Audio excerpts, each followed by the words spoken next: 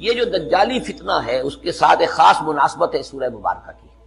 احادیث میں آتا ہے کہ دجالی فتنے کے اثرات سے بچنے کے لیے اس سورہ مبارکہ سے ذہنی اور قلبی رشتہ مفید ہے. اس کی تلاوت کرتے رہنا، خاص طور پر جمعے کے روز.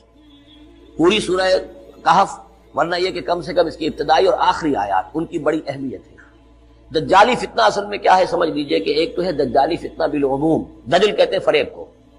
جیسے کہ کوئی نبی نہیں ہے، وہ اس نے فریبی لبادہ اوڑھ لیا، نبوت کا دعویٰ کر رہا ہے، وہ دجال ہے. تو اس طرح کی تو حضور نے فرمایا ہے کہ 30 دجال پیدا ہوں گے کہ وہ آخرت کو بالکل بھول گئے، اللہ کو بھول گئے، اسباب کے اندر گم ہے، مسبب الاسباب سے ظہور ہو گیا. دنیا ہی دنیا ہے، آخرت کو بھولے ہوئے ہیں. مادہ ہی مادہ ہے، روح سے کوئی سروکار ہی نہیں ہوا. آخرت پر دنیا کا پردہ پڑا ہوا ہے. یہ دنیا جو ہے در حقیقت کیا ہے؟ وَمَا الْحَيَاةُ الدُّنْيَا إِلَّا مَتَاعُ الْغُرُورِ، یہ دھوکے کا سامان ہے. اللہ تعالیٰ نے جو انسان پیدا کیے ہیں ان کے مزاج مختلف ہیں. ان میں کچھ لوگ ہوتے ہیں جو قوی ہوتے ہیں ارادے کے، جو فیصلہ کر لیا ڈرتے ہیں. کچھ لوگوں میں وہ قوت ارادی اتنی مضبوط نہیں ہوتی، وہ ادھر ادھر سوچتے رہتے ہیں. کچھ لوگ جسمانی طور پر بہت توانا ہوتے ہیں، کچھ لوگ جسمانی طور پر پیدائشی طور پر کمزور ہوتے ہیں.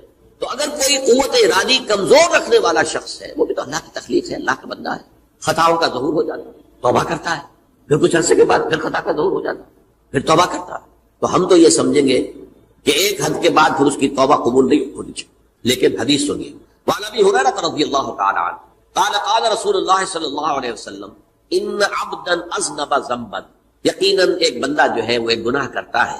فقال، پھر وہ کہتا ہے رب، اے میرے پروردگار، اذنبت فاغفر، مجھ سے گناہ ہو گیا ہے، مجھے معاف. فقال ربہ، تو پروردگار یہ کہتا ہے اعلم عبدی ان لہ ربا یغفر الذنب ویاخذ بہ، میرا یہ بندہ یہ جانتا ہے کہ اس کا ایک رب ہے جو گناہ معاف بھی کر سکتا ہے اور سزا دے بھی سکتا ہے. کیا معنی ہوئی؟ گناہ اس نے کیا ہے لیکن جانتا ہے اللہ کو کہ وہ معاف بھی فرما سکتا ہے، تبھی تو وہ اللہ سے معافی کی درخواست کر رہا ہے. اس کے اس جاننے کی بنیاد پر، اس کے اس علم کی بنیاد پر، اس کے اس ایمان کی بنیاد پر فرمایا غفرت لعبدی، میں نے اپنے بندے کو معاف کر. ثم مکث ما شاء اللہ، پھر وقت گزرا جتنا کہ اللہ نے چاہا. ثم اذنب ذنبا، پھر اس سے گناہ ہو گیا. فقال رب اذنبت ذنبا فاغفر، پھر کہتا ہے پروردگار مجھ سے گناہ ہو گیا، پھر مجھے معاف فرما دے. فقال ربہ، اللہ فرماتا ہے عالم عبدی ان لہ ربا یغفر الذنب ویاخذ بہ، میرا بندہ ہے نا جو جانتا ہے کہ اس کا ایک رب ہے، ایمان باللہ اس کے اندر ہے، تبھی تو پکار رہا ہے. اور یہ بھی جانتا ہے کہ وہ گناہ معاف بھی کر سکتا ہے اور چاہے تو پکڑ بھی سکتا ہے، سزا بھی دے سکتا ہے. تو فرمایا، اللہ تعالیٰ فرماتے ہیں میں نے فرمایا کہ میں نے معاف کر. ثم مکث ما شاء اللہ، پھر ایک عرصہ گزرا اس کے بعد. ثم اذنب ذنبا، پھر اس نے گناہ کیا. قال رب اذنبت ذنبا آخر، اس نے کہا پروردگار میں نے تو پھر ایک اور گناہ کر دیا، فاغفر لی، مجھے بخش دے. فقال اعلم عبدی ان لہ ربا یغفر الذنب ویاخذ بہ، میرا بندہ جانتا ہے نا کہ اس کا ایک رب ہے جسے وہ پکار رہا ہے، کہ وہ جانتا ہے کہ اسے اختیار حاصل ہے کہ چاہے تو بخش دے اور چاہے تو پکڑ لے. اس کے اس علم، اس ایمان کی بنیاد پر میں نے اسے معاف کر دیا. ایک اور حدیث، میں نے چونکہ اس گفتگو کے لیے ان احادیث کا تفحص کیا ہے، یہ تو بہت ہیں حدیثیں، میں نے ان میں سے کچھ چنی ہے. ہمارے بعض واعظ ناصح وہ بھی کسی شخص کو روکتے رہے، برائیوں سے روکتے رہے، نہیں رکتا تو کہیں غصے میں آ کے اللہ تجھے کبھی معاف نہیں کرے. یہ کتنا بڑا جرم ہے، اس کا اندازہ کیجئے اس حدیث سے. تو میرے بندے کو میری رحمت سے مایوس کر رہے ہیں، کتنا بڑا جرم ہے، اس کا اندازہ کیجئے. یہ مسلم شریف کی روایت ہے عن جندب، حضرت جندب رضی اللہ تعالی عنہ سے، ان رسول اللہ صلی اللہ علیہ وسلم حدث، کہ اللہ کے رسول صلی اللہ علیہ وسلم نے ایک واقعہ بیان کیا. ان رجلا قال، کہ ایک شخص نے یہ کہا واللہ لا یغفر اللہ لفلان، کہ خدا کی قسم اللہ تعالیٰ فلاں شخص کو کبھی معاف نہیں کرے گا. وان اللہ تعالی قال، اس پر اللہ تعالیٰ نے یہ فرمایا من ذا الذی یتعالی علیہ، یہ کون ہے جو میرے اوپر حکومت کرنے والا آ گیا، جو میری طرف سے حکم لگا رہا ہے کہ میں کبھی معاف نہیں کروں گا. من ذا الذی، کون ہے وہ شخص، الذی یتعالی علیہ انی لا اغفر لفلان، کہ میں فلاں شخص کو کبھی معاف نہیں کروں گا. قد غفرت لفلان، اس کو تو میں نے معاف کر دیا. وحبطت عملہ، اس شخص کے تمام اعمال میں نے ضائع کر دیے کہ تم نے میرے بندے کو مایوس کیا. یہ ہے جرم کی کا. تو توبہ کی دعوت دیتے رہو، توبہ کے لیے لوگوں کو آمادہ کرتے رہو، توبہ جو ہے اس کے لیے ترغیب دیتے رہو. اللہ تعالیٰ معاف فرمانے والا. آخری حدیث سنا رہا ہوں، یہ تو بہت ہی عجیب حدیث ہے اور متفق علیہ ہے، بخاری اور مسلم دونوں میں. حضرت ابو سعید الخدری رضی اللہ تعالی عنہ جو ہے اس کے راوی، حضور نے فرمایا کانا فی من کانا قبلکم رجل قتل 99 نفسا، تم سے پہلے جو امت تھی بنی اسرائیل گویا کہ ان کا ذکر ہے، اس میں ایک آدمی ایسا تھا جس نے 99 قتل کیے۔ اب آپ اندازہ کیجئے کتنا بڑا گناہ کبیرہ ہے قتل۔ قرآن مجید میں آتا ہے وَكَأَنَّمَا قَتَلَ النَّاسَ جَمِيعًا، اگر ایک انسان کو بھی ناحق قتل کر دیا گیا تو یہ ایسی ہے گویا کہ اس نے پوری نوع انسانی کو قتل کر دیا، اس نے 99 قتل کی۔ فَهَلْ لَهُ مِن تَوْبَةٍ، پھر اس کے بعد یہ ہوا کہ اس کے اندر توبہ کا جذبہ پیدا ہوا۔ فَسَأَلَ عَنْ أَعْلَمِ أَهْلِ الْأَرْضِ، تو اس نے پھر سوال کیا، لوگوں سے پوچھا کہ زمین میں رہنے والوں میں کون سب سے بڑا عالم ہے۔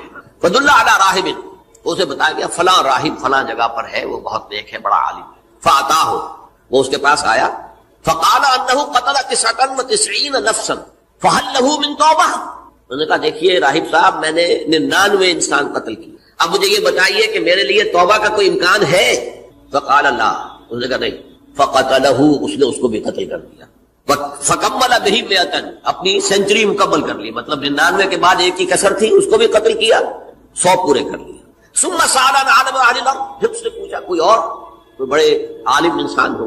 فدل علی رجل عالم، پھر اس کی رہنمائی کی گئی ایک بڑے عالم شخص کی طرف۔ فقال انه قتل 100 نفس، تو اس نے وہاں جا کر کہا کہ میں 100 انسان ہلاک کر چکا ہوں، قتل کر چکا ہوں۔ فهل له من توبہ، میرے لیے توبہ کا کوئی امکان ہے؟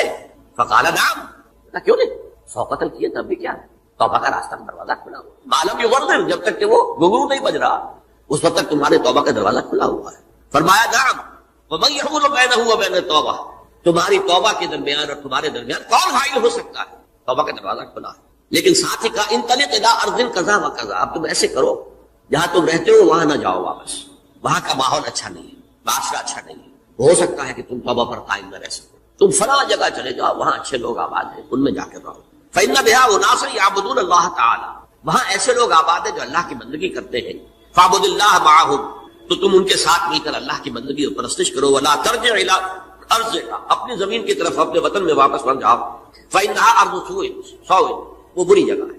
فانطلقا، تو وہ چل پڑا، ہجرت کر رہا ہے، اس جگہ جا رہا ہے جہاں کا راہب نے بتایا تھا۔ حتی اذا نصف الطریق، جب آدھا راستہ اس نے پورا کر لیا، اتاہ الموت، موت آ گئی۔ فاختصمت فیہ ملائکۃ الرحمت و ملائکۃ العذاب، اب وہ جہنم کے فرشتے بھی آ گئے اس کی جان قبض کرنے کو، اور جنت کے بھی آ گئے۔ فقالت ملائکۃ الرحمہ، رحمت والے جو فرشتے ہیں جنت والے، انہوں نے کہا جا تائبا مقبلا بقلبہ للہ تعالی، یہ شخص توبہ کر کے اللہ تعالیٰ کی طرف ہجرت کر رہا تھا، اس لیے اس کی نیت کی بنیاد پر اب یہ جنتی ہے، لہذا اس کی روح ہم قبض۔ وقالت الملائکۃ العذاب، اور وہ جو عذاب والے فرشتے ہیں وہ کہیں گے انہ لم یعمل خیرا قط، تو نے توبہ کے بعد کوئی نیک عمل تو کیا ہی نہیں، تو کس بنیاد پر اس کو تم جنت میں لے جاؤ گے، اس کو تو دوزخ میں جانا چاہیے۔ فاتاہ ملک فی صورت الآدمی، تو ان کے پاس اللہ نے ایک اور فرشتے کو بھیج دیا آدمی انسانی شکل کے اندر۔ فجعلوہ بینہم، ان فرشتوں نے کہا بھائی ہمارا فیصلہ کرا دو، اس کی روح ہم لینا چاہتے ہیں یا ہم لینا چاہتے ہیں، انہیں حکم بنا لیا۔ فقال قیسوا ما بین الارضین فإلی ایتہما کان اقرب، کہ تم فاصلہ ناپ لو جہاں سے وہ چلا ہے اور جہاں جا رہا تھا، اور یہاں